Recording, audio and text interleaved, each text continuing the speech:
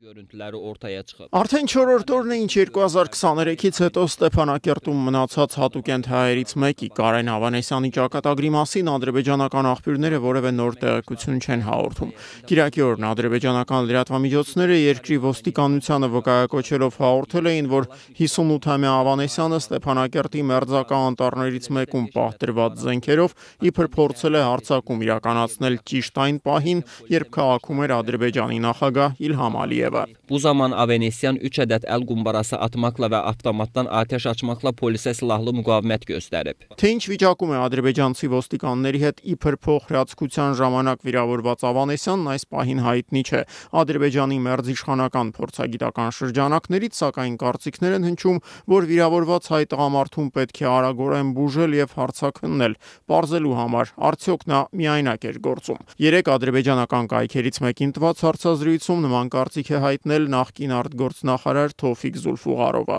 Ամենակարևորն այն է, որ ահաբեկչական գործողության փորձի հեղինակը ողջ է եւ հետաքննությունը շարունակվում է։ Երբեմն որոշ ուժեր, որոնք լքում են նախկինում իրենց կողմից զբաղեցրած տարածքները, այնտեղ ցանց են ստեղծում, զենք ու պայթուցիկներ թաքցնում, ապագայում ահաբեկչական գործողություն իրականացնելու նպատակով։ Կարծես երկրորդելով նախկին արտգործնախարարին Ադրբեջանի պետական անվտանգության ծառայությունը, ներքին գործերի նախարարությունն ու ականազերծման գործակալությունը հանդես եկան համատեղ հայտարարությամբ, պնդելով, թե Շուշիի շրջանի Հինշեն գյուղում, որն այժմ ադրբեջանցիները Քյուչուկ Գալադարասի են կոչում, սպառազինության մեծ թաքստոց է հայտնաբերվել։ Kiçik Qala Dərəsi kəndi ərazisində xeyli sayda silah-sursat aşkar edilərək götürülüb. Ադրբեջանցի ուժայինների տարածած տեսանյութերում տեսանելի էին ԱԱԾ հայատար գրությամբ զրահաբաճկոններ, 4 նռնականետ, առնվազն 5 ինքնաձիգ եւ 4 ատրճանակ, ինչպես նաեւ սաղավարտներ ու շարժական ռադիոկայաններ։ Ուշագրավ է ի դեպ, որ Հինշենում սպառազինության այս խմբականակի հայտնաբերման մասին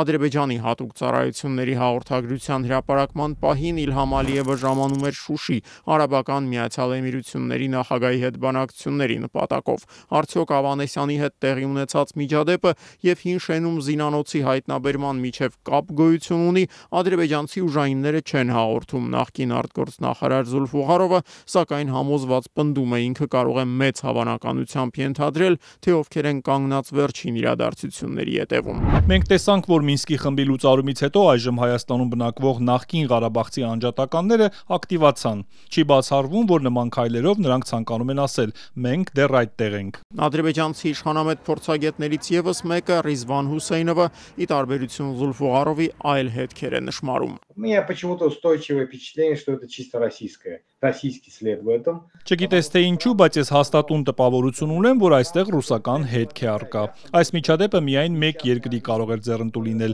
Տեղի ունեցածից հետո համացանցը ուղղակի պայթեց։ Առանց այդ էլ Ադրբեջանի եւ Հայաստանի միջև ատելության խոսքի մակարդակը շատ բարձր էր։ Сразу же интернет взорвался, да, и так шкала да, вот этого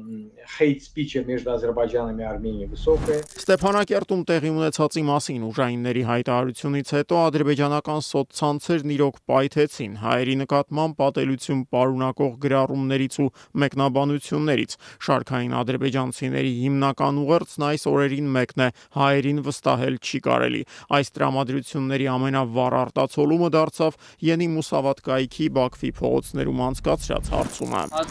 Դա է նրանց բնույթը, նրանք բոլորն էլ այդպիսին են, ես նրանց հետ երբեք չեմ հաշտվի։ Ես վստահ եմ ահաբեկչական գործողություններ միշտ էլ լինելու են։